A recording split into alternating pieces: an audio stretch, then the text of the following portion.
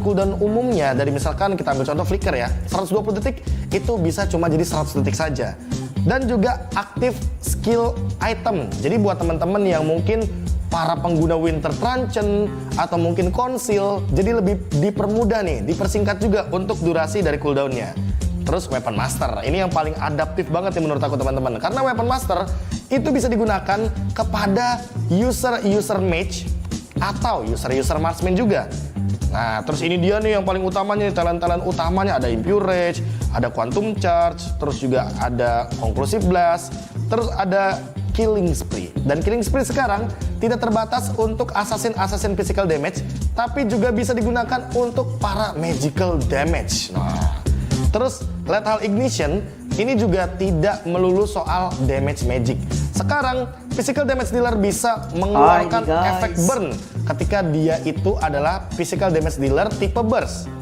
Terus ada juga Bravesmith nih teman-teman, yang dimana aku dengar kabar nih, katanya di patch terbaru, kebetulan tanggal 27 Juni ini fix, Bravesmith ini bakal muncul dan statusnya diubah. Dari yang 8% penambah darah jadi 5% penambah darah saja. Cuma bedanya untuk sekarang nggak perlu kalian ngeluarin efek CC atau crowd control. Jadi kalian cuma perlu mengeluarkan skill dan itu akan menambahkan darah kalian 5%. Terus ini juga bagus nih, focusing mark. Biasanya para gangker pasti bakal suka sama emblem atau talent utama yang satu ini.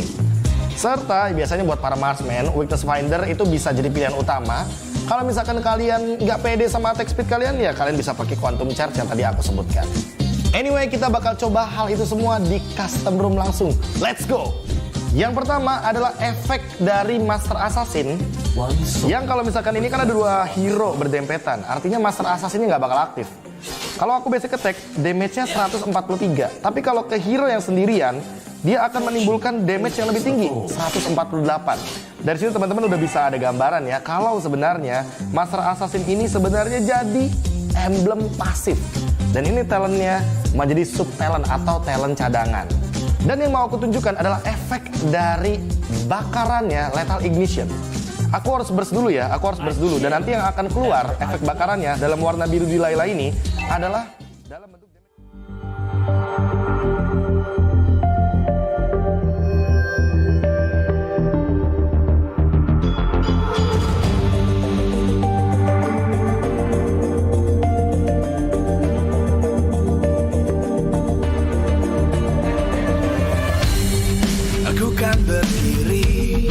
dan terus berlari, terus ke arah puncak tertinggi. Ku takkan berhenti, hanya sampai di sini. Kemenangan abadi menanti. You know we won't miss if we unite our focus. And if you haven't noticed, we all live. Nyalakan apimu, hadapi semua tantangan, hadang semua serangan, jatuh bukan halangan. Bakar semangatmu, janganlah engkau menyerah. Kita akan buat sejarah. We all this, we won't miss. We all this, we won't miss. Saatnya beraksi, jalani ambisi.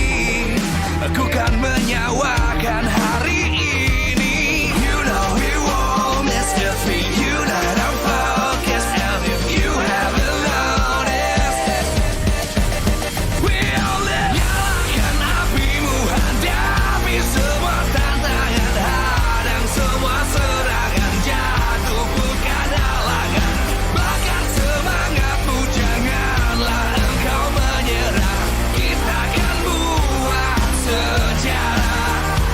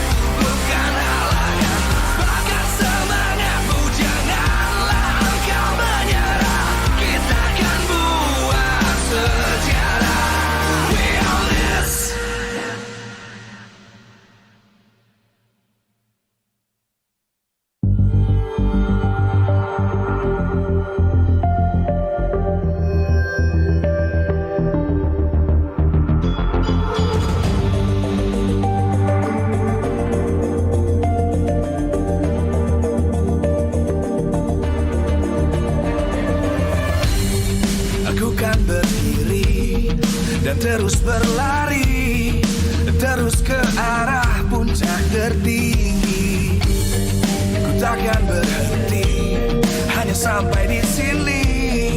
Kemenangan abadi menanti. You know we won't miss if we unite our focus. And you haven't noticed. We'll nyalakan apimu, hadapi semua tantangan apimu dan semua serangan jangan. Bukan hal semua serangan semangatmu, janganlah engkau menyerah. Kita akan buat sejarah. We all this, we won't miss. We all this, we won't miss. Saatnya beraksi, jalani ambisi. Aku kan menyawakan hari ini. You know we won't miss if we unite our focus. And if you haven't noticed, we'll nyalakan apimu, hadapi semua tantangan, hadang semua serangan, jatuh bukan halangan. Bakar semangatmu, janganlah engkau menyerah. Kita akan buat sejarah. We all this, we won't miss. We all this, we won't miss. We all this.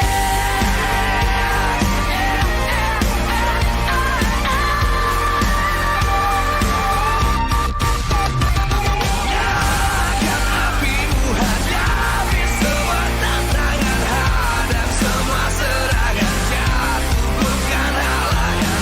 Bakar semangatmu, janganlah engkau menyerah. Kita akan buat sejarah. We all this.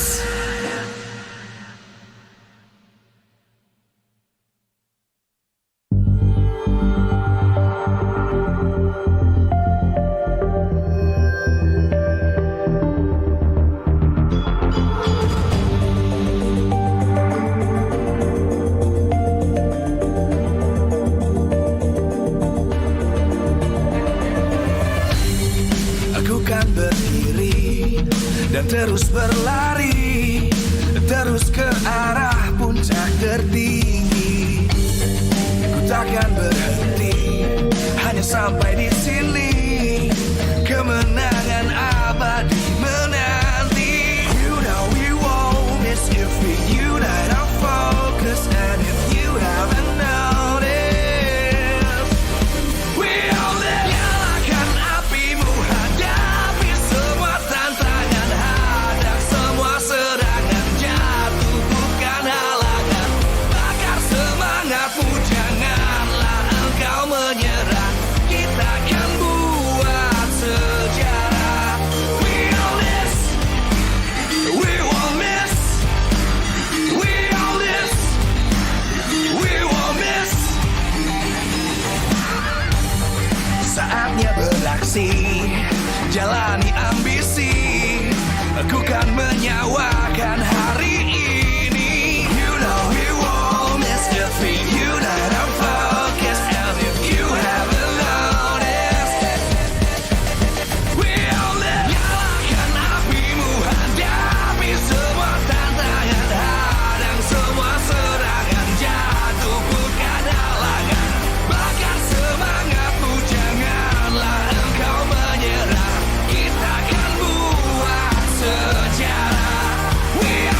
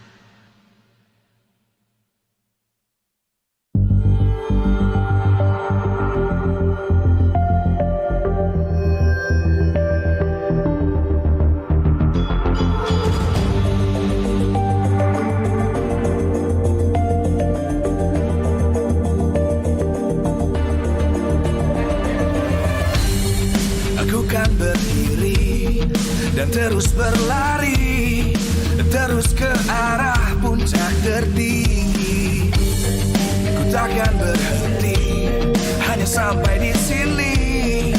Kemenangan abadi menanti. You know we won't miss if we unite our focus. And if you haven't noticed, we all live. Nyalakan apimu, hadapi semua tantangan, hadang semua serangan, jatuh bukan halangan.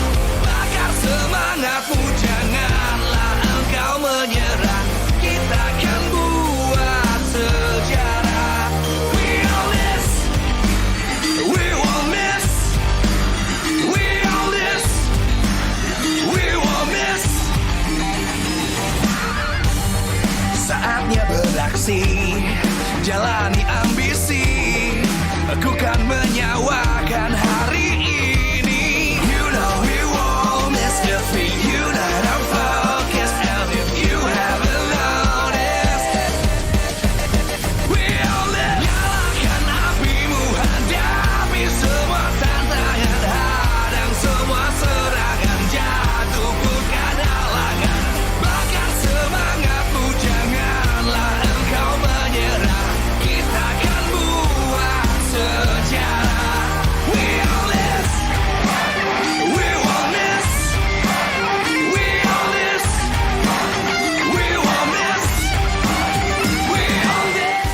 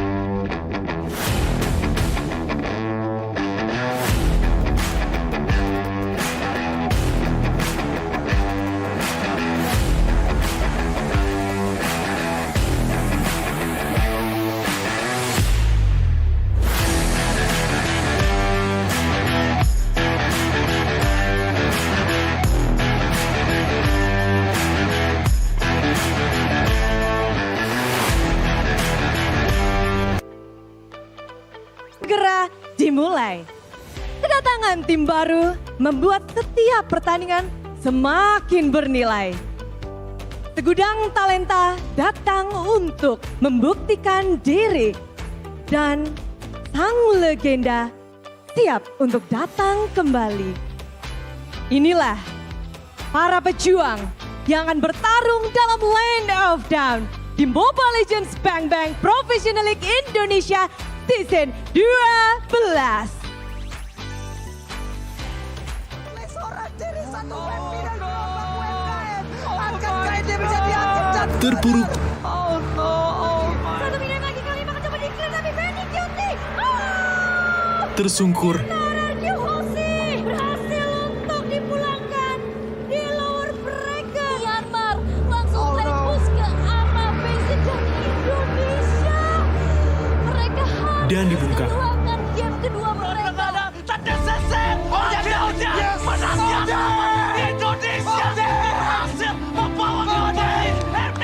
Namun kini harapan itu perlahan telah kembali.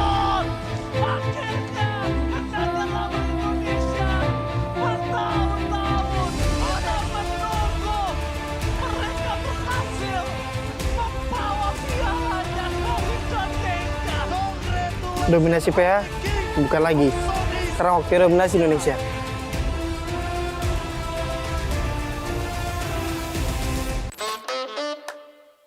Widih, masih cocok nih gue jadi Kingdom guys. Balik kali ya. Gue juga cocok kok jadi Kingdom. Udah bukan bayi macan lagi, tapi tuan muda. Yoi, mantap. Wih, mahkota siapa nih?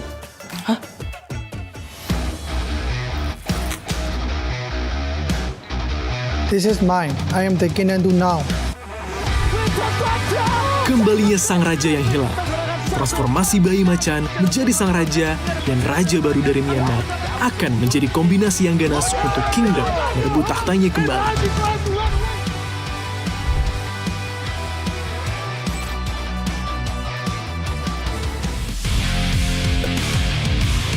Sang raja kini harus berbenah untuk meraih tahtanya kembali. Kembalinya sang legenda Sin menjadi tonggak baru untuk mereka kembali berdiri. Datangnya tuan muda Persik serta Naomi dari Myanmar juga memberi harapan yang tinggi. Inilah tim RRQ.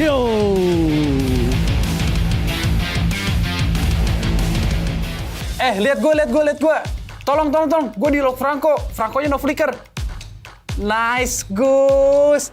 Emang support M1 gak ada obat, cuy. Santai di lemotin dulu gak sih?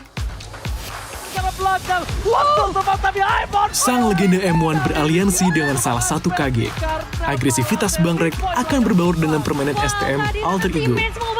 Bahkan lihat dari katanya bakal coba dikejar. Kali ini lawan Serang Pai dibalikin keadaannya. Papat stringnya connect karena Serang Pai. Tapi lihat gak ada turret yang membantu Serang Pai.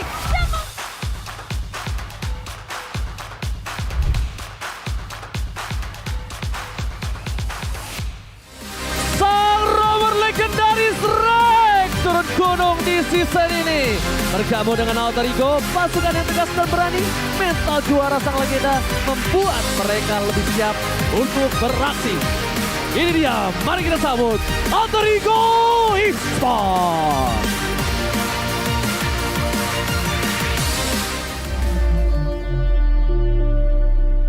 Rasanya kalau ngelihat piala ini, cita-cita gue buat jadi EVOS World jadi semakin membara deh.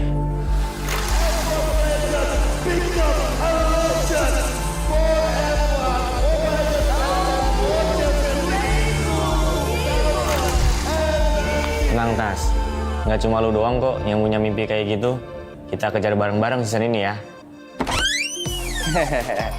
Login bang, gue Angela Hyper juga gas. Godiva ke arah belakang, Immortality pecah, ini berbahaya. Tapi lihat, Pesaka begitu menutup tembakan dari Agresif, kuat, dan berani. Salah satu naga merah, Fluffy, akan membuat EVOS Legends membara dan siap membakar MPL ID Season 12. ke arah belakang, bakal coba dikejar.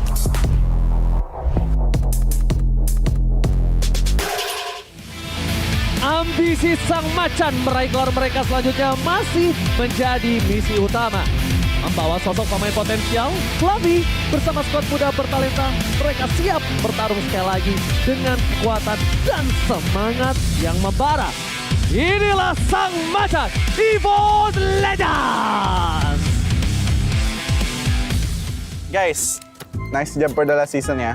But next season we have to come back stronger. Of course, bro. Yeah. Let's go.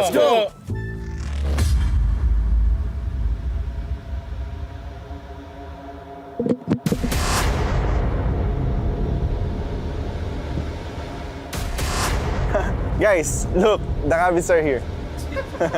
Kemana aja baru bisa lolos playoff di season 11? Next season, we will take down everyone. The Captain is back. Ambisi sang rambut merah dengan meta super mereka layak dinantikan. Oh my god, Iron Hawk! Mancing mania, mantap! Naik kelas yang sangat berkelas, Geek menjadi ancaman baru untuk perebutan kursi playoff.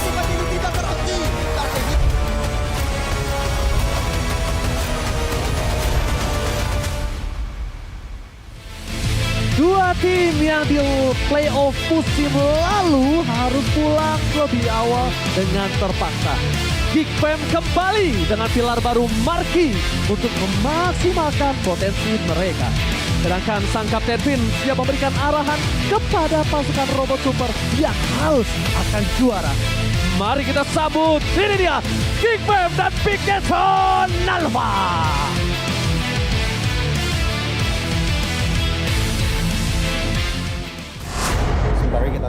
He was not able to actually contest that turtle. So now, and they're starting to go a great way in doing that from 4 minutes. Sabar, Buk. Masih peringkat season lalu yang terakhir.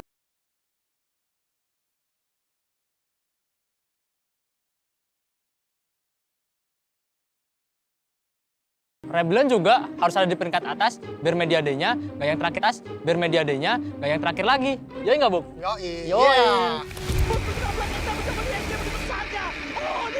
Bejana season 11 menghantui Aura Fire dan Rebellion Zion. Tak ingin terpuruk, season 12 ini mereka harus bangkit dan menjadi ancaman. Buat teman-teman dari Aura Fire yang mereka cukup terseok-seok dari awal.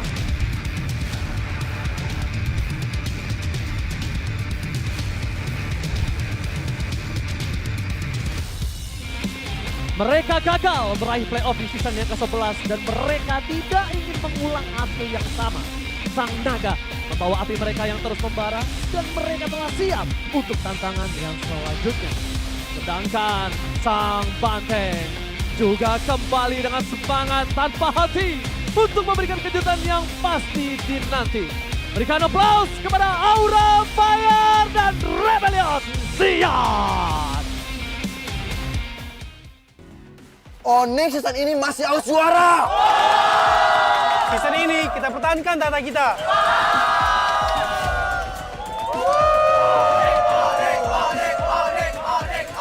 Siapa bilang season ini milik Onyx?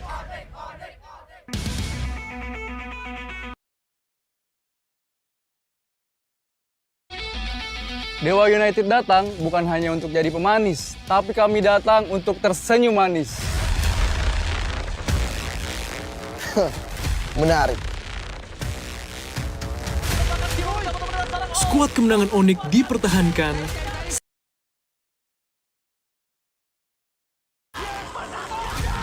Pendatang baru yang siap beradu.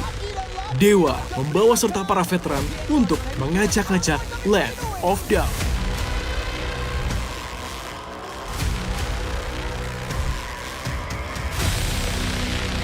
Sang Raja Galaksi kembali sebagai juara bertahan dan membawa pulang piala MSC 2023. Datangnya Albert akan semakin memperkokohkan kekuasaan mereka.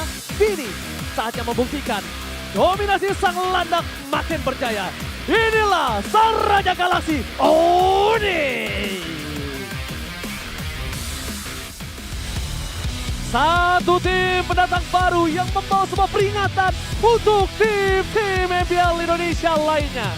Dengan para legenda yang kembali serta pasukan muda bertalenta. Menggabungkan pengalaman dan kemampuan untuk siap bertarung dengan prima. Mari kita sambut Dewa United Esports. MPL Arena akan menjadi saksi pertandingan dari para legenda dan talenta. Apakah Sang Raja Galaksi bisa mempertahankan tahtanya? Ataukah akan ada tim lain yang bisa merebutnya? Superfans Indonesia dan dunia, sambutlah. Inilah dia, 9 tim yang akan bertanding sampai titik darah penghabisan untuk menjadi the next Raja Galaksi. Selamat datang di MPL Indonesia Season 12. Semua tim akan memberikan yang terbaik. Apakah yang akan mereka sajikan? Mari kita nantikan bersama-sama di MPL ID Season 12. We own this.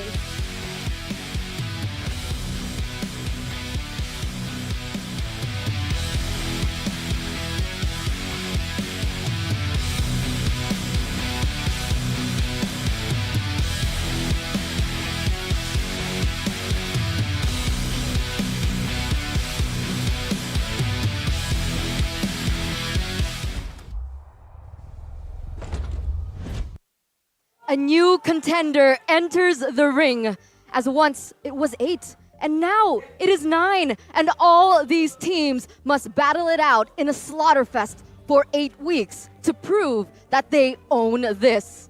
Ladies and gentlemen, boys and girls, welcome back to MPL ID Season 12, where dreams are made, and in some cases, hopes get shattered. Today, on the caster desk, it's me, Eterna, alongside with Mirko, as well as Arashi. And we are so excited to see you guys once again.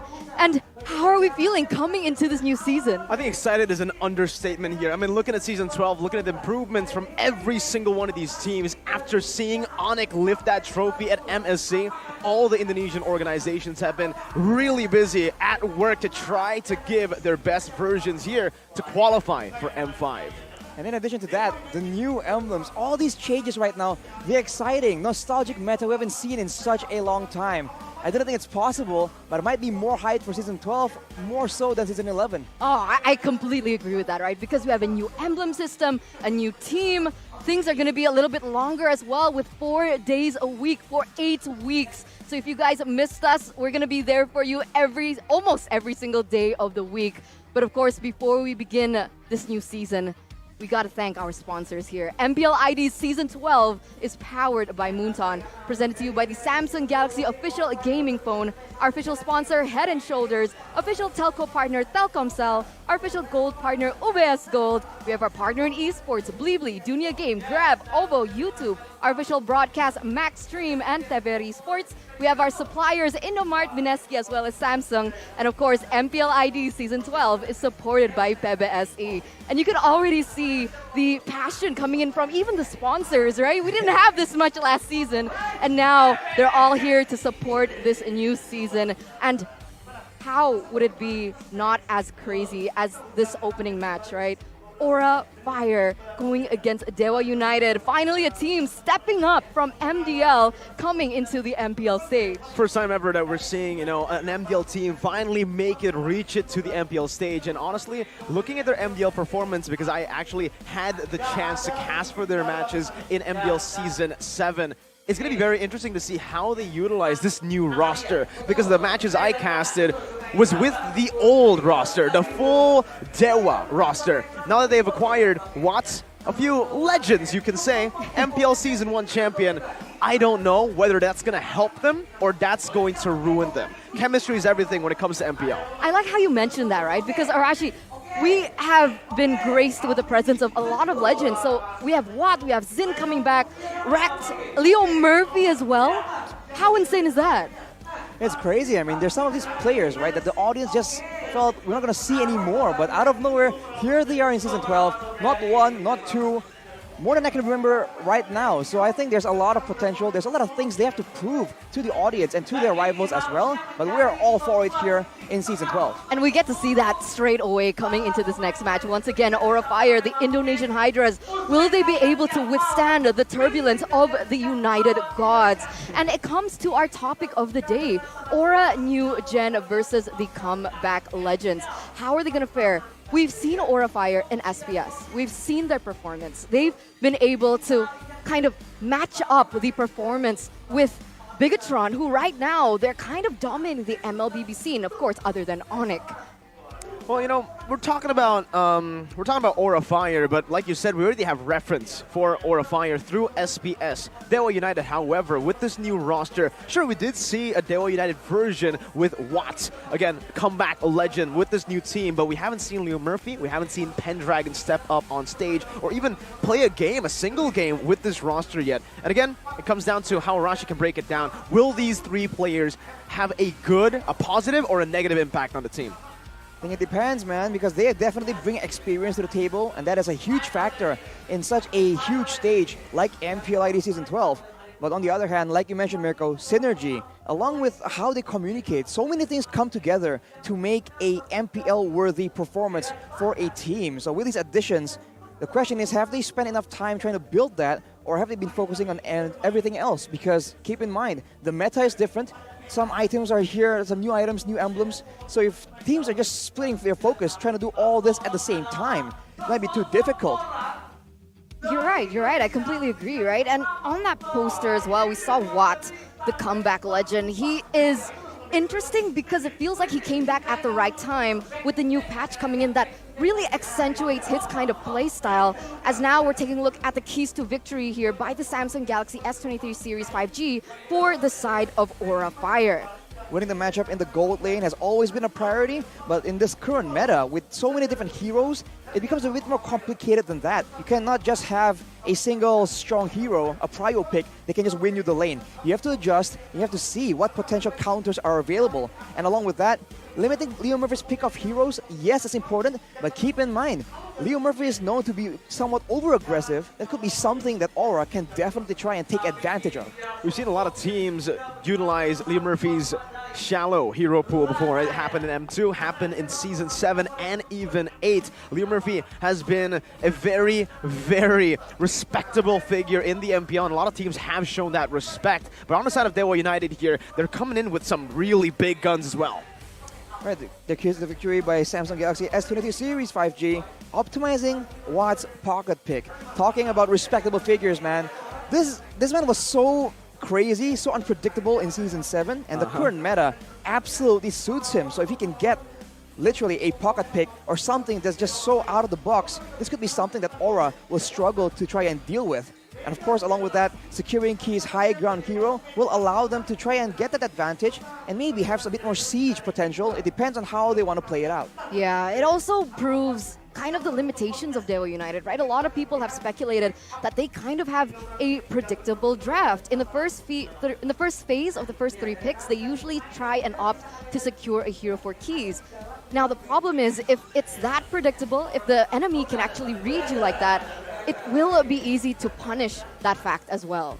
A lot of teams have been able to punish this fact. Daewoo United, sure, they're a new team, they have a lot of veterans, but especially here in the MPL stage, we need to talk about these rookies, because technically all of them are MPL rookies. The new players, Lanaya, Dixon, Kaze, and even Shaco, the 4 players that are remaining there in this lineup. We'll have to see how they perform on stage. We've seen a lot of players who are prodigies in their own right, like Super Ken, who wasn't able to perform on stage. Yeah, the nerves get the better of them, which brings me to the question, who exactly we're going to see from the side of Daewoo United? Is it going to be Shaco? Is it going to be Leo Murphy? Is it going to be Lanaya? Is it going to be the other roamer? No, the other jungler. What's his name? Ray. So there's a lot of adjustments. There's a lot of different types of, I would say, combinations that Daewoo United can definitely utilize. Whereas from the side of Aura Fire, we know exactly who's going to be playing. Maybe there's a situation where maybe Facehugger is going to be playing, but that brings us to the topic of one of the weaknesses from Aura Fire that we saw last season. The fact that Facehugger, one, had quite a shallow hero pool. They weren't able to utilize him properly. Sure, he had the macro. Sure, he had the leadership skills, but seeing how competitive MPL ID has started, it takes more than that. Definitely. I think if they really want to be competitive, you cannot just have comfort picks. You need to be flexible, especially with the changes in the emblems, right? So many more heroes have just made it into the meta, quote-unquote. So the flexibility, we thought it was important last season where teams can adjust and adapt and pick and choose as necessary. But right now, it's almost like if you're not flexible, you just become way too predictable. I mean, early on, we already touched on the mid laner, right? For Facehugger, for example, if you have a shallow hero pool right now, there's a very limited amount of heroes that can be brought powerfully into the mid lane, and if you don't really get a strong hero and you can't adjust and get something that works even though it's not meta, you're in for a lot of trouble. A lot of trouble is something that certainly needs to be evaluated here for both of these teams, especially for Aura Fire, because again, they also have kind of a new generation going on for themselves. They welcome, as we welcome Aura Fire up on stage in a bit. It's going to be very, very crucial to see the lineup for both of these teams. And let's welcome the first team on the stage. Ladies and gentlemen, the Dragons who are coming in for vengeance, for redemption, Aura Fire. The Indonesian Hydras trying to prove what they were able to do for the past few seasons. They want to make it alive. And the way to do that is to be able to win against this current roster, Daewoo United Esports. Here it is, the newcomers up on the stage, though. We're gonna welcome the new team as they make their way, and this is the lineup. What? Leo Murphy, Ray has come back on the MPL stage, and let's welcome them, Daewoo United Esports. And this team, as much as people doubt them, they really have a lot of potential right here, and everyone just seems to be so excited to find out how well are these new teams faring. It's such a new phenomenon, right? A new addition to the team that we've seen so much in the MPL. Can they stand up to the pressure, or will they crumble against such overwhelming odds? And of course, ladies and gentlemen, we also need to welcome the masterminds behind these teams. It's going to be both of the coaches here, Pa Levy, St. Lucas from the side of Aura Fire, and from Adewa United, we have Jack Lee and Paddington. These coaches have had a lot of experience in the MPL stage, but I think the most known coach here is actually St. Lucas. He's been imported to Singapore, coach long time, getting a back-to-back trophy with them. And before he left, before he joined RSG, he was in the Genflix Airwolf roster that sent RRQ and Onyx home in Season 7, the one with Watts. Exactly. So you can even say that this is kind of a reunion between both of the coach as well as the player here. Although, unfortunately, they have to swallow the bitter pill that they're going to be opponents here in this next upcoming match. It's a bit of a bittersweet situation for sure right here. And this is a question, right? Will Coach St. Lucas have some kind of insight right here, some kind of weakness that he knows to exploit? This is something that always becomes a question when new coaches show up. But for them, especially with the changes in the new meta, there's just so many things to try and take into consideration, because some heroes, they really don't work, but in the right situations, with the right emblems, right? They can just turn into powerhouse picks. Yeah, you're right. And I think we've highlighted St. Lucas, but we also need to talk about Jack Lee, right? He has a lot of, I would say, knowledge on the game as well. He was a player for the longest of times, coming into Capricorn, RRQ, TCN. He was also in MPL and MDL, Genflix Aerowolf, and then he joined Dewa as a coach Season 6 and Season 7. He's been with these players for quite some time, but once again, the question is, with these new players coming in, how are they handling, one, the pressure, as well as tier list by our analyst, the Indonesian analyst himself, by KB. I think everybody can kind of agree with number one. I don't think anyone can really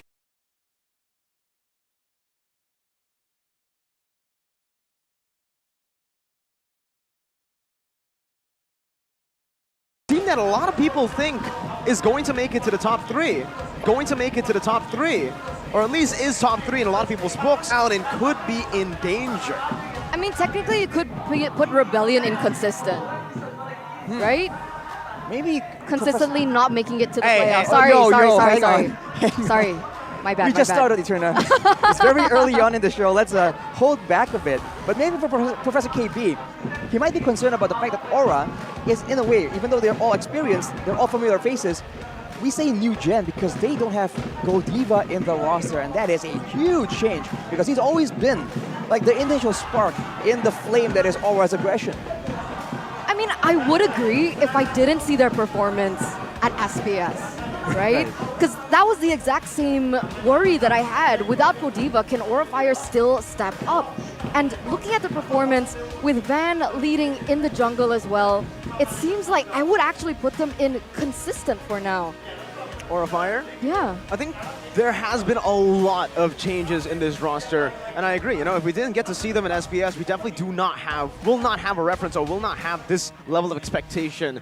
Thing is though, for Aura Fire, it comes down to how these players perform on stage, because in SPS, they perform really well, but they were playing online, playing in front of the crowd that you see here. By the way, props to the Dewa United team supporters as well. As a new team, you wouldn't expect this many people to be on their side, but hey, they're definitely giving the Aura Fire players pressure as well. I guess I could say that they're the dark horse, right? Being the one to step in just this season, very new blood here. And it looks like a lot from them in particular because of that lack of MPL ID experience. Well, can you imagine if they just did well, they out of nowhere just start defeating top-tier names in the MPL? That's just such a great storyline, and I think a lot of the public really relate to that, right? The idea that anyone, well, technically not anyone, but the idea that you can just enter the MPL and you can have the skills and prove to the world, well, to Indonesia and the world, that you can just stand with the top tier guys. I mean, technically, Watt was the first person to be able to hold that MPL trophy, right? So he has a taste of what it's like, and hopefully he's able to bring that knowledge, bring that experience over to the rest of the players. And I really wanted to talk about Leo Murphy, right? Because a lot of people have said, okay, Roamer for Dewa United, Shaco, all the way. With Leo Murphy stepping in, with remembering his playstyle of being very aggressive, do you think that this was the at MPL ID? I think it makes sense, but it also kind of does. It really depends on the perspective that you're looking into the team at, right? I mean, looking at Dewa United, synergy-wise, the way they play, the MDL Season 7 roster was just, that was a miraculous run. They were estimated, analyzed, calculated to not make it to the playoffs. They had to pull off a miracle run to even make it to the playoffs. The fact that they got to the grand finals with a few roster changes, keeping the same three the mid lane trio though, that's the main key for Dewa. It's always been that way for a long time. Now that you're swapping a lot, Lanaya, their golden boy, is now being replaced by Ray, a newcomer who was back then in GPX with Watts. See, synergy, but also mentality. These players who've been subbed in, they understand how it is, how it feels to play on the MPL stage. So you think that might be the consideration point, why they are purely on skill, purely on synergy alone. They experience being in front of the whole crowd like this with the drums banging, and it's definitely something that they have to try and adjust with. But yes, that the main three-man mid-lane rotation squad, that is something that takes a lot of time to really form synergy with. So I think for Dewa, they definitely have some preparations. Otherwise, I don't think they have the confidence to just bring it out like this out of nowhere. Yeah, it would be so scary. It would be so scary. I mean, I'm even like listening to the drums, and my heartbeat is following the beats. I can't imagine what it is to be the player right now. And you can see here on screen the players of Aura Fire, Coach Palevi already giving in some advice coming into this upcoming draft. And I like this. I like that we're opening it up with Aura Fire and Dewa United, because in particular for me, the gold lane matchup, Kabuki versus Watt. We've seen Kabuki pull crazy things, whereas Watt, the patch kind of favors him. And with that in mind, ladies and gentlemen, let's welcome you to the first drafting phase of the season. Dewa, Aura, game number 1. Dewa United on the blue side, Aura Fire on the red. First pick, second pick, let's talk a little bit about that after the patches. But wait. We gotta talk about the bans here, because this is already a very different ban to what we are used to seeing after the patch. Wanwan still in the first phase by Coach Jack Lee, a hero that is literally cursed in the MSC Grand Finals. It's a cursed hero, and they ban it out right here. But whenever we've seen Wanwan to be such a contested priority pick, and honestly, the Arlet makes a bit more sense, because I think, by all means, it's still such a solid, flexible EXP laner. And for the side of Aura, that's that Yves that we talked about. It's always a very solid hero, very solid flexibility in how you want to build, skill-wise, item-wise, emblem-wise even. So I think taking it away is a great move, but what will they try and pick for themselves if that's the case? Oh man, I mean, coming into this new patch, right? Things are just so flexible, but perhaps the Joy could still be the choice of ban here coming in from Aura Fire, unless they want to try and bait something out to pick it up for themselves. And here we go, a Fanny being banned out here for the side of Aura Fire, with Dewa picking up the Joy. There you go. First pick Prio still, as always, especially that you can see the setup from Coach Jack Lee for Dewa United, already banning out the Kaja, a hero with suppression, but here it is. The meta we've been talking about a whole lot backstage about the Angela Ling combination. With the Joy picked up, now Jack Lee, he's gonna have to pull off a little bit more of a brainstorm session here. Does he want to flex the Joy into the jungle and pick up something like a Uranus to try to deny it from Aura Fire? Because this combination, Uranus, Angela, Ling, has been abused by a lot of teams, top-tier teams nowadays. Can I just say that it makes me feel so nostalgic, right? Season 8, Season 7, this was the meta that we saw, and it's coming back. It's coming back alive and strong. And I like the point that Uranus should be the next pickup here for Dewa to deny that away from Aura Fire. They need to be able to give Ling the space as well as Angela the space. And Dewa actually going to respond with a Franco as well as a Faramis. One of my main questions is this going to be an Angela mid or an Angela roam? Well, we've talked a lot about this backstage. There's a possibility it goes into the mid lane and becomes a bit of a pseudo double roam kind of strategy. But if they do so, they're going to be lacking a lot of magical damage. That is what Professor KB kind of discussed with us backstage. For the side of Dewa, though, having a Franco and a Faramis in a meta that is so sustain reliant, right? You can just out-sustain, out-survive your opponent's damage. They have to rely on really good execution to ensure that their members get the job done before the Cult Altar, for example, wears off. And that is looking like exactly what Aura Fire is planning here, right? With the Farsa pickup as well. Very risky, very prone to the pickoffs, but if the Farsa can snowball from that early game, being able to use the Wings by Wings to rotate around the map quick, there is a possibility that Aura Fire can lead this early game and pick up the tempo from there. The Farsa pick basically tells you that this Angela is going to be a roamer, something that we haven't really seen a lot from. I think even in ISF, we're in the Asian Championships right now, we've been seeing a lot of Angela Lings, but the Angela has been placed into that mid lane, building full utility. Fleeting time into an NOD and into an Ice Queen wand. So there's already a little bit of a change of pace, as Palevi understands as well with St. DeLucas. They understand they've already gone a very good prio hero on Van. It's time to just nail down in the jungle. Thing is though, for Jack Lee, for Dewa United, this Joy is still a very good flex pick that they can utilize. Place it in the jungle, pick up something like a Uranus, an Esmeralda. I think an Esmeralda will do a little bit better here considering they're up against an Angela. For Aura, though, I think they're gonna really require some kind of crowd control, some kind of engage tool. Right now, yes, they have a great amount of prio heroes, but at the same time, they haven't really secured a frontliner to try and check the bushes, especially against a Franco, against a Joy. You're gonna require someone a bit more durable, and along with that, if they want to really get the snowball that you're talking about, they need someone to try and set up these plays, because Farsa has a lot of burst, has his stun as well, but she has to put herself in such danger if she wants to actually be a solo, pick-off engage tool. You know what I just realized? What? I think the Joy pick was so smart from Dewa. Yep. Because coming to the second phase, they don't even need to start limiting that gold lane in particular, right? They can try and win it out in the 1v1s, but obviously the Joy pick denies the Claude away from Kabuki, which is Kabuki's power hero.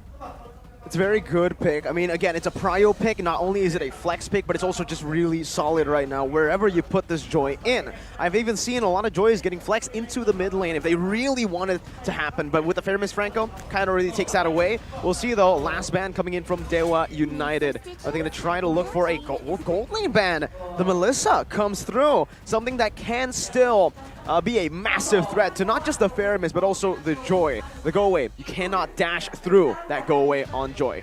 They seem to be trying to limit the DPS output, but back again, it seems like Aura is looking to go really all in on this Ling pick. So if they go for another marksman, that leaves only one more pick that can be the main front line as well as engage tool, and I think that's a bit too difficult to try and manage unless Aura has just out of nowhere found some insane macro skills. That might be exactly what they're trying to go for. Honestly, at this point, what do you think for an Esmeralda for the side of Aura Fire? I think for Aura Fire, they're still definitely looking for either Uranus or Aura Fire, but they pick up the Fredrin here. Should be in the XP lane, this Fredrin, unless the Farsa is picked up for gold lane. Something we have seen, again, Season 7. You mentioned Season 7. If it's Season 7, then when you see a Farsa, it's either mid or gold. I don't know if Kabuki here wants to go for that. He's more of a marksman slash fighter player, not really a mage player, but hey, maybe he has some surprises for us. I was about to say, is it really Kabuki's style though to pick up the Farsa in the gold lane? That's why I was thinking, Esmeralda, right? Magic, dealing, but still is kind of a fighter type of hero that could be great for Kabuki. And it also denies that pick away from Dewa in case they want to counter the Angela with the Esme. Right, and Kabuki is well known to be playing a lot of those fighters, right? He was playing the Yuzong. It's a bit of a similar style, not quite. And speaking of fighters, though, Terizla picked up for the side of Dewa United along with a Brody. So they've squared out their composition. It looks quite standard. But for Aura, will this Farsa just go somewhere unexpected? Because if it is a Farsa in the gold lane, That means that they can still go for something a bit different. But yeah, they're playing to the flexibility, and this is what we've come to expect from Aura Fire for a long time. I think it's a little too risky to put the Farsa in the gold lane now, looking at the last 2 picks coming in from Dewa. With the Terizla being able to dive you, with Brody as well, I don't know, I think it's risky. They're gonna go for the Beatrix. So a standard pick for Kabuki, one of his strengths as well on the Beatrix. And we've seen a lot of Terizlas lately, right? There's been a lot of rumors that it's been very famous and popular in scrims. Why is that? Why Terizla again? The Terizla just does a lot of damage. He has a healthy amount of crowd control, and with the current changes to emblems, it's just so much sustain, man. It's unreal. I mean, you thought that Terizla was already so obnoxious back then with the Festival of Blood, but now that, along with the Brave Smite, that just allows him to just be so forward in his movements, and he doesn't really get punished as easily, and that is something that a lot of teams really want to take advantage of and completely abuse. All right. Both of the compositions have been set in stone. Once again here, I would say, you know, impressions here, Mirko. It's for Aura Fire, it's all about that fire. It's all about the fire burning in that trio mid. Coming in from the Ling, Angela, and the Farsa. Rotations will dictate the game. It can be the reason they win or the reason they lose. And with that, ladies and gentlemen, welcome to the Land of Dawn for game number 1, match number 1, Aura Fire versus Dewa United. Wow, man, this is going to be such an insane game, and if you take a look at already, the emblems here for Ray is going to be the lethal ignition, so he's going all in for the damage, and for Van, he's going for the killing spree, so it's a bit more aggressive here. Look at this early game from this mid lane. Oh, Sin!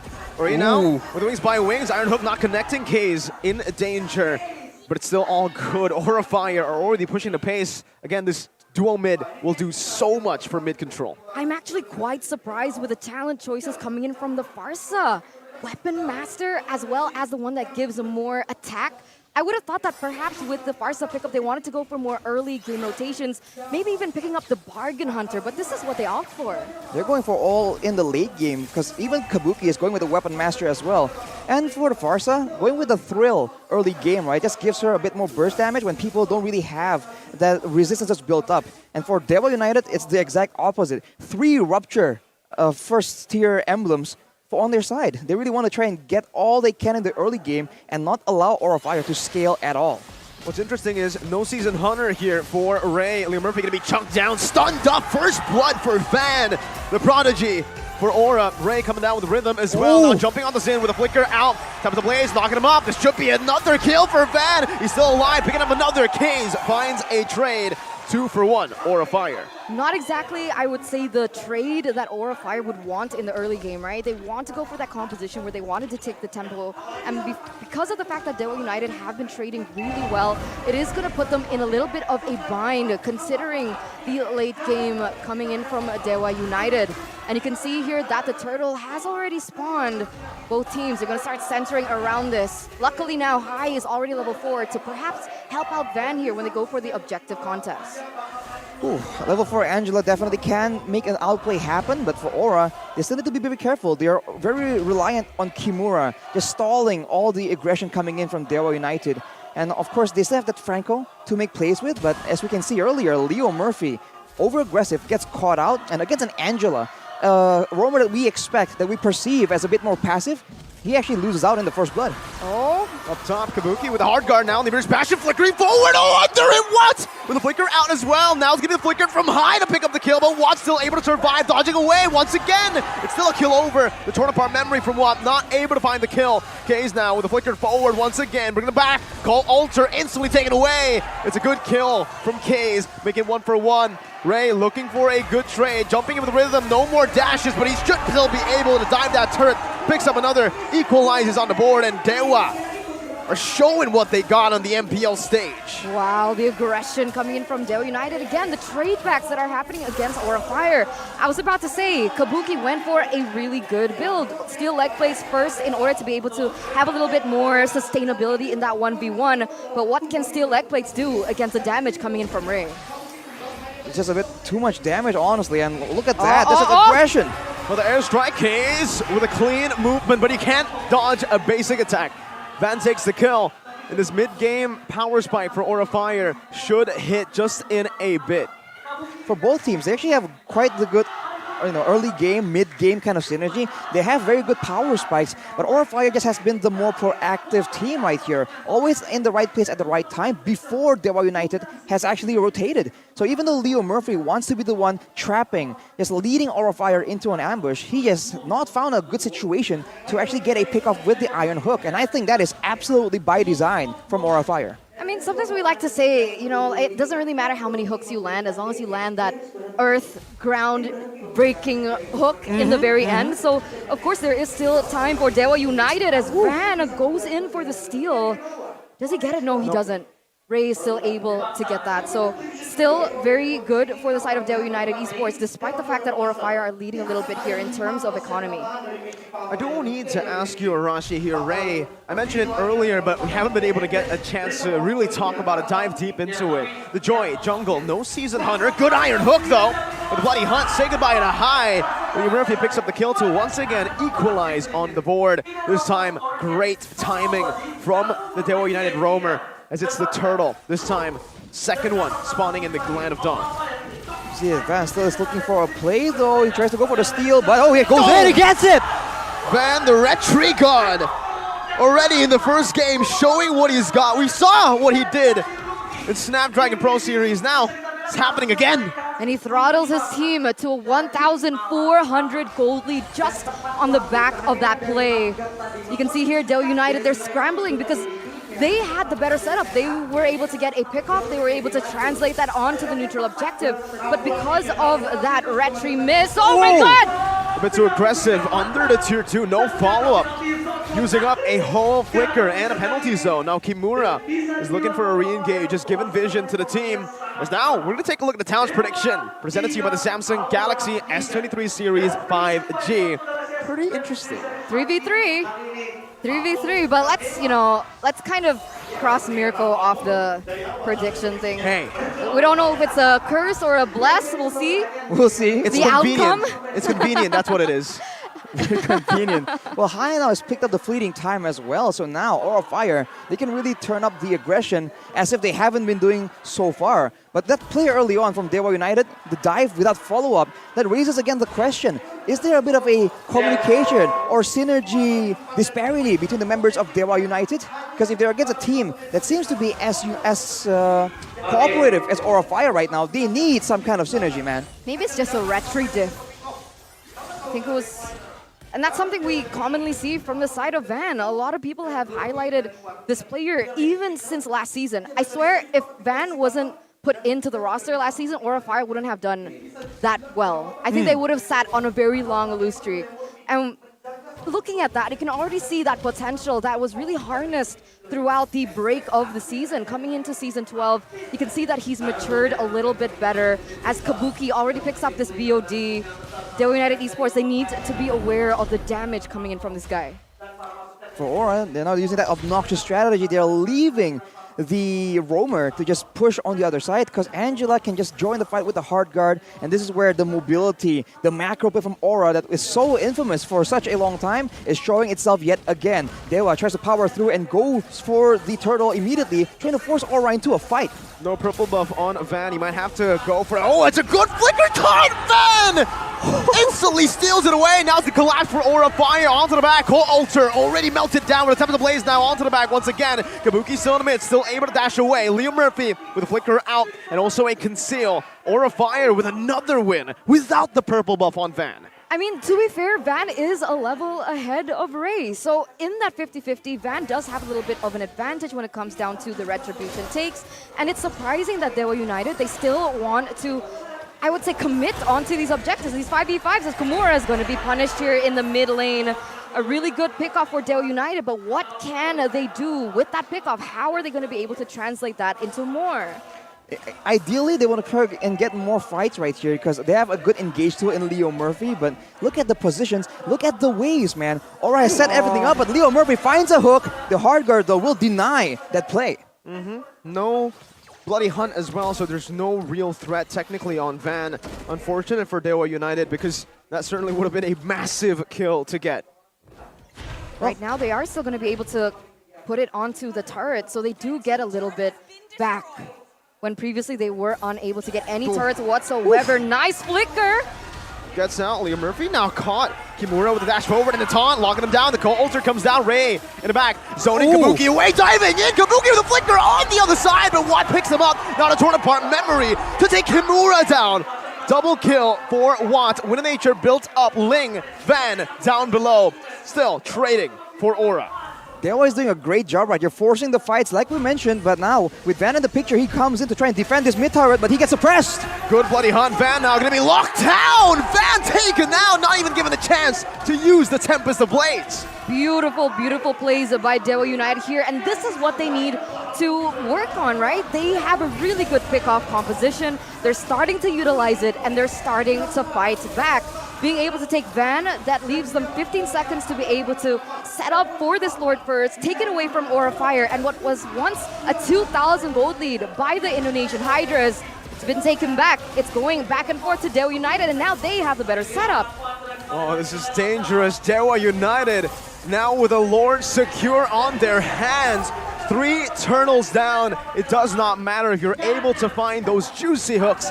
Leo Murphy, really the reason as to how they were able to completely turn this gold lead around. Like I trying to mention, it doesn't matter if you miss all the early game hooks, as long as you land it when it really matters, all that crowd control just completely shuts Van down. And Aura Fire playing so objectively, so macro heavy, now they're struggling with the 3 pushing waves due to that Lord, and you know that Daewoo United are already looking for an opportunity right here. They've been able to force a fight earlier already without the Lord even in play. Now with all the wave pressure, you can bet that Leo Murphy is on the hunt. Yeah, that's the diff, right, between the compositions from both of these teams. Like you mentioned there, Arashi, the fact that Daewoo United Esports, they have a lot of crowd control to work with, whereas from the side of Aura Fire, what do they necessarily have? They might have a little bit of slow, I would say, coming in from high on the Angela. They have Kimura a little bit, but it's not a full engage. So if Daewoo United continue to do this pick-off strategy, Aura Fire, they don't really have much to say against it other than the fact that they have more mobility with Van as well as Angela to trade back on the map. And like you can see here, Van already looking for the next tower. That's how they're going to try to do it. But in that 5v5, what can they do? Going to be a bit difficult for Aura for sure. I mean, in the 5v5, actually, I think they have a bit more potential, but it's only if Kimura makes the big play. He's focusing more on the magical defense right now with the Radiance armor. He's building, he just completed the Dominance Ice to try and help with the extra bit of HP from the Call Altar. But for now, he is the only front line and the only real engage, which is why we saw him go so deep, so aggressively during the turtle fight. They just need to do that. This is the thing, though. I think really it comes down to their draft as well. For Aura Fire, really like the first 2 picks, but the way they ended the first phase draft was a bit weird, in my opinion. The Angela mid has been utilized a lot. They could have played with that a little bit more, utilizing that as a flex pick towards the second phase. And honestly, we can dive deep into that because with the Angela Ling combo, you usually see a Uranus or an Esmeralda, a sustainable XP laner, to be paired up with these two. The fact that Aura Fire went for Fredrin, it's already, again, a big curveball, but it also kind of impacts the synergy of the Angeling. Yeah, I really thought that having a very sustainable, pressure-based EXP laner, this really lends itself so well to this strategy, like you mentioned, Mirko. So the fact that they didn't go with that and instead go for something a bit more brawl-heavy, like a Fredrin, really doesn't really make that much sense. And on top of that, the Fredrin also doesn't have a lot of mobility, so if they send him to try and split push, he can't join fights often, he can't escape from ganks often, so it doesn't really make sense, and he gets hooked in. Beautiful hook from Leo Murphy! Now Van gonna be engaged on. That's the purple buff stolen away. You can say goodbye to the Lord with no purple buff. This Ling will have to dig deep. It's not how you start, it's how you finish. And Leo Murphy is proving that to us on the Franco. Being able to get Kimura out, level out that playing field, making it a 4v5. And they are going to be able to put pressure on to the Lord, get that uncontested for free. Aura Fire, they're scrambling now at this point because most of the players coming in from Daewoo United, they are at their peak, they are at their power spike. Watt has the most damage in this game, 403, untouched against a Ling. He just is outplaying so well, and this is something that we've come to expect from Watt already. This man just works wonders in Micro Ice, and if you guys want to work wonders yourself, what can you do? You guys can totally buy yourself some head and shoulders. Say goodbye to itchy dandruff and get the Gatot Kacha bottle for yourself. He'll protect your hair, just like he protects you in the land of Dawn. Smashes through the dandruff and all the itchy badness. Itchy badness. Itchy badness. Leo Murphy goes in for a hook. He doesn't get this right now, but now we see a 1v1 between the Ling and Ray. They're going to be able to clear, but the Lord is still going to be marching here for the side of Daewoo United on the bottom lane. They don't really have a lot of high ground, a lot of long-range damage, so they're relying on the objective gameplay, and the timing has always been so good by them. And with this Lord, you can completely expect Daewoo to try and do something a bit aggressive here. They would not let this Lord get cleared very easily. Instantly the siege down. This is what the Brody gives to the team, enabling these crazy sieges to happen. Kimura walking forward at risk, gonna get Iron Hook. The Bloody Hunt comes down with Feather Air Strike on the back is there as well. Now Dixon! Again with the penalty zone, cancels it out. Ray with a jump backwards! Daewoo United in their first game of MPL ID. The Cannon Minion crashing down. Now Caves the flicker forward. Van brought back to the team. One more hit is all they need! Monster kill picked up from Watt. No minions, but now it comes down! The comeback legend! What brings Daewoo United Esports their first game victory of MPL Indonesia? As they lead this series, a best of 3 is going to be spearheaded by Daewoo United. What a game! It felt like Aura Fire had a certain game plan for that early game, but Daewoo United were able to trade back really well, get to that power spike, get those important pickoffs, and be able to control the game.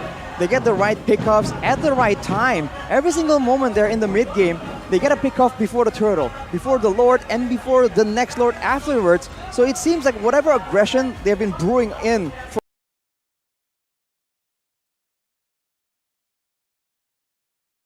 earlier, okay, like what can they do right now with that kill? And I said, look for a fight, and that's exactly what they did. And even when we see them invade in jungle, it's always the right time, the right moment where the purple buff of Van just spawned, and they'll deny it from him as well. So I think from a game plan perspective, Daewoo United definitely looks a bit more now this game. They understand their strengths, right? They understood the way that their composition worked. And Daewoo United have always been a very objective-centric team, and that's what we saw, that discipline, right? Getting a pickoff, and they were able to translate it into something more, whereas if, let's say, Aura Fire were able to get an objective, it was on the back foot of a crazy play by Van, and you can't count on that most of the time, because shut down Van, and that whole playstyle, it crumbles. I would actually say it's a bit of the opposite that we saw in game number 1. I would say for Daewoo United, they were the ones who kind of didn't care about the objectives. They understand that they are going to lose in the objective takes. Fan completely outclassed Ray when it comes to the Retribution battle. 3 turtles, early game, going to the side of Aura Fire. How did they win? Through chaotic team fights. They used Aura Fire's old strategy against them. Keep on going, keep on forcing these team fights with your already amazing Franco. I wanted to say a different word. But hook, he likes a hook. Oh, he likes the hook. Yeah, but that creates the chaos. That creates the pickoff that actually enables them to start going for these objectives. So it's mainly team fight / pickoffs that got Daewoo United the victory. Which is really good, right? You cannot match the macro play of a Ling and an Angela. So I think since the beginning, once they saw that, they just planned out, okay, it's time to just go brute force it, right? We don't be subtle about this because there's no way we can win in that department. So they were willing to just let go so many turrets again and again because they know that they have their eyes on the prize, right? They kept trading one turret for maybe a Lord, and with that Lord, they find something else. I think this is just setting like a blueprint on how you have to deal with teams that try and split push and try and pull you away from each other. Get some solid engages, have it on a guy like Leo Murphy, and just go to town, man. But like with that being said, if Fredrin was a Uranus, I think that would have been a completely different story. Yes. They would have so much map pressure that to force a pickoff like that, it would be completely difficult. Yeah, I wonder if the idea, right, is that we have an Angela that can do the split push. They tried to do it earlier. Why don't we get someone that can actually be a bit more present in the team fights, right? A bit more crowd control, a bit more damage as well. But honestly, if the game plan is to just play macro, they should have invested a bit more in that game plan. Side lane pressure, especially for Aura Fire. If they really wanted to dive deep in playing the macro game, splitting up the map, similarly to Coach Yem, Onyx PH's old strat, the banana split. Here, though, I do really want to give props to Daewoo United Esports, especially Coach Jack Lee and his analyst Paddington, because when it seems like Aura Fire are trying their best to just force, the new meta out, Daewoo United say, you know what? No, you can go, try the new meta. We're going to stick to what works. We're going to stick to what we know can be utilized in the game. This is a pre-patch draft. This is literally what you saw in MSC from Daewoo United, aside from the Terizla. They just want to stick to what has been proven to work. And if you look at the items here, Dixon on the Terizla, you would think he was trying to go for something a bit more... Dixon. If you're going to go with something a bit more aggressive, the Terizla will try and go for a bit more lane dominance, right? Usually Terizla is a lane bully, but he just goes in and builds full tank because he knows that his role here isn't to be carrying the team, right? In that late game, you see that he has his eyes on that backline and he knows if he can disrupt that backline, stop some ultimates from Sin's Farsa, from Kabuki's Beatrix, he can just shut down Aura Fire's team fight potential because in the end, it's still a very split push heavy draft. So with the AoE spells denied away by Dixon, that just sets Daewoo United up for success and they played it out really well. And keep in mind, the Faramis pick, so early on we doubted it. We thought that maybe the Cult Altar won't last long enough to actually be important, but they just found a way to make it work, man. You're important and you make it work. Aww, that's cute. All right, back to the items here. One of the things that I found quite peculiar is the fact that both of these gold laners built an early Malefic Roar. After the patch hit, I would have thought it would be more worth it to go for something like the Hunter Strike. But did something change between that point and now to build an early Malefic Roar? It's worth it now to build that for more penetration. It's more effective than the Hunter Strike? Here, I'll tell you what it is, right? The Hunter Strike, sure, it gives you good penetration, but when you already have penetration built into your emblems, you go for that Malefic Roar and the Heptases, man, whew, you don't need a Leslie to do true damage. Literally, you are doing true damage with all the penetration that you have in your kit. So yeah, we're looking at the emblems right now, and I just got my eye on Kimura's emblems. Is that a Fredrin with a killing spree? Wow, if that's true, right? It's a mistake. Yeah, he went Brave Smite. That's what I thought. I mean, there's no way, man. He just needs a lot more survivability. But you can see, since the beginning from the draft, we've mentioned that there's just not enough frontline for Aura Fire, and they stack the frontline with crowd control. And Kimura just really can't be that flexible. He is stuck being one-dimensional in how he approaches these big fights. And for Daewoo United, that's the exact opposite situation here. And the gold per minute, 842 for Ray as the Joy, man. It's high. It's high. No, high is on But Aura. High's on Aura. yeah, you're right. It's Ray. It's I don't even know. You guys are messing with me now. I didn't even know. I lost my train of thought, Mirko. You know why that's good? Why? Because it reflects the game. Aura Fire, we're trying to just make it, a clean run, objective based, and guess what Daewoo did? They pulled off a miracle. They distracted them with random words, which was the pickoff, the miracle? iron hook. Yes. I'm referring myself in third person. Anyways, Daewoo United, they use that chaos. Yep, they definitely use that chaos to its full potential. And looking at the teamfight participation, you can just see the discrepancy, right? For Daewoo United, the least is 43% on Dixon. We went for Aura Fire. You see that Kimura, only 17% kill participation, so they really weren't planning on getting any real good teamfight engages. It's all about split push, and they just didn't really have maybe enough disengage. That could be something they want to try and improve, but the player of the game by Samsung Galaxy S23 Series 5G is going to be Leo Murphy, man. We talked about how things might be different. He's a familiar face, but can he fit into this team? Well, for now, after game number 1, I think some of the doubts have been completely squashed. Yeah, we've missed this guy. We've missed seeing his face. Usually we see him in Alter Ego, him going into Daewoo United. We expected the same aggression, and he was able to bring that out with his hooks that landed at the right time, at the right place to get those important pickoffs against the composition coming in from Aura Fire. 128, the KD doesn't really reflect the impact that he had in the game. And it's like I mentioned in game, right? It doesn't matter how you start, it's how you finish.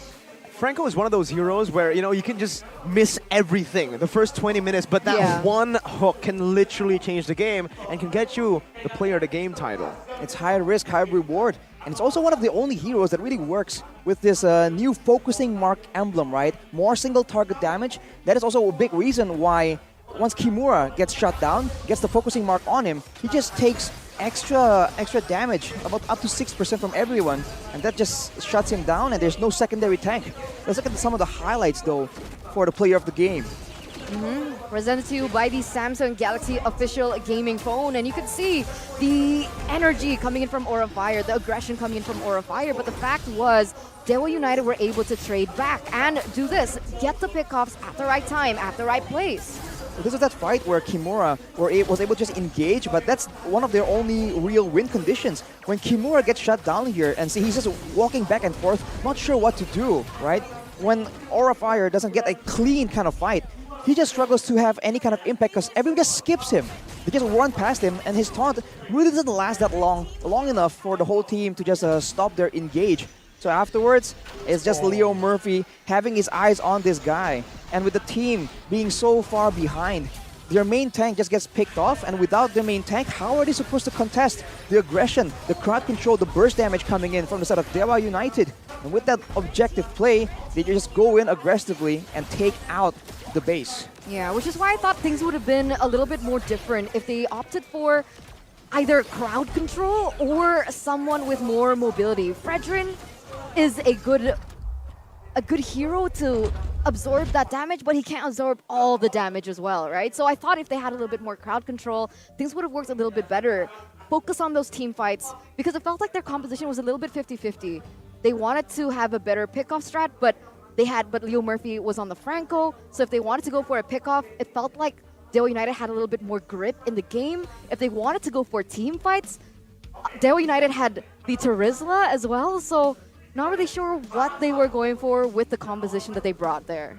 I think Aura Fire were more concerned of getting everything. They wanted to have everything in their comp, but they didn't really focus on that one thing to win the game. Which was the device that they were using. What device are they using? They're using the Samsung Galaxy S23 Series 5G because you guys need to get ready to auto-win when playing games because it's the epic specifications, man, right? It allows you to flex when you're playing together with your games. It has the fastest processor technology, 4nm Snapdragon 8 Gen 2 for Galaxy, large RAM of up to 12 gigabytes, and of course 5G connectivity that guarantees a lag-free game. And what makes it even more epic is the fact that it has a nitography camera, so you guys can take pictures in the dark. I know you like to do that in the bathroom, Mirko, and you can do it